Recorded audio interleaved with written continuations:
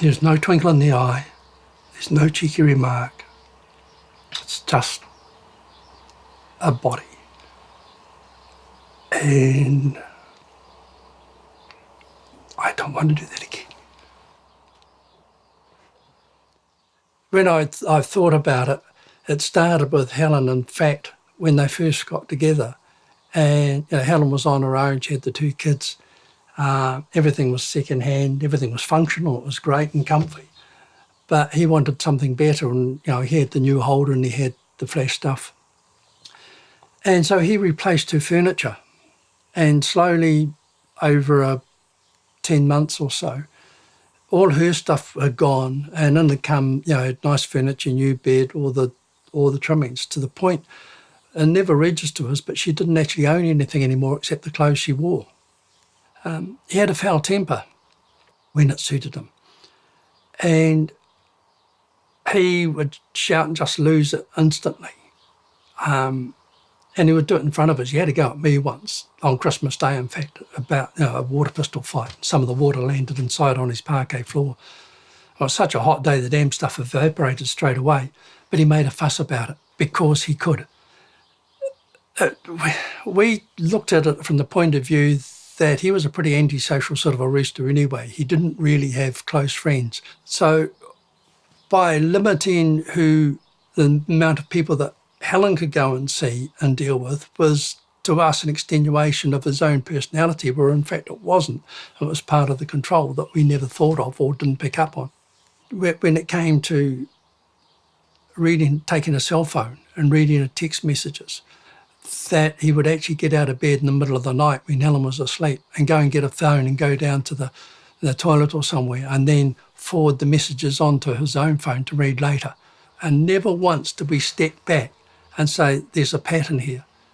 We should actually be looking at this from a different angle. And then the next step was when he hit her one time with the rake. So I went and spoke to him and said, Jake, what's the story?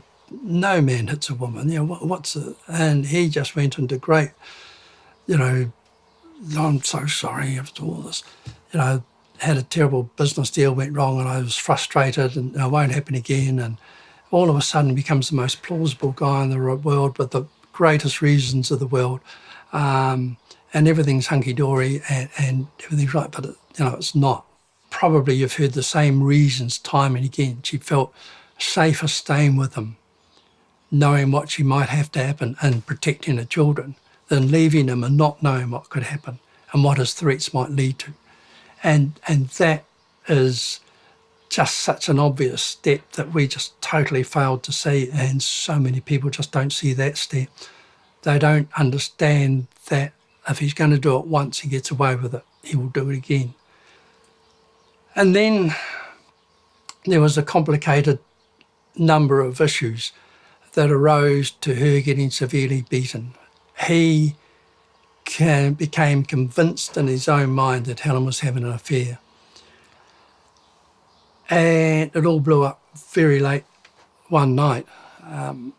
And he actually hit her and strangled her, crushed her larynx and bled from the ear and made a right mess.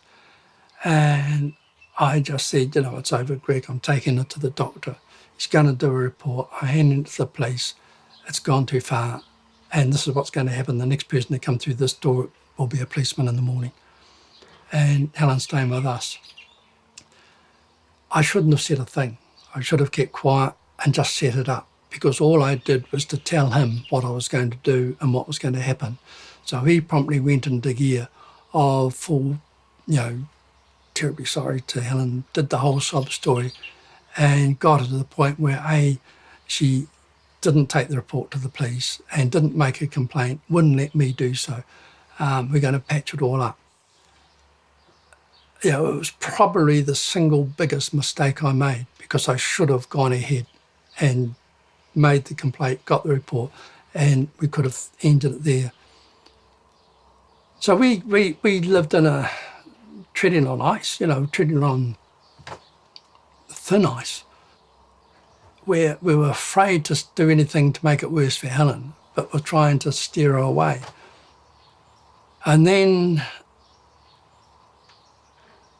she came to us. I got home from work and our letterbox was closed, and she came over, and for the first time in years, she had that old twinkle back in the eye and had the smile, and she was laughing, and she says, I'm going to tell him tomorrow that I'm leaving him.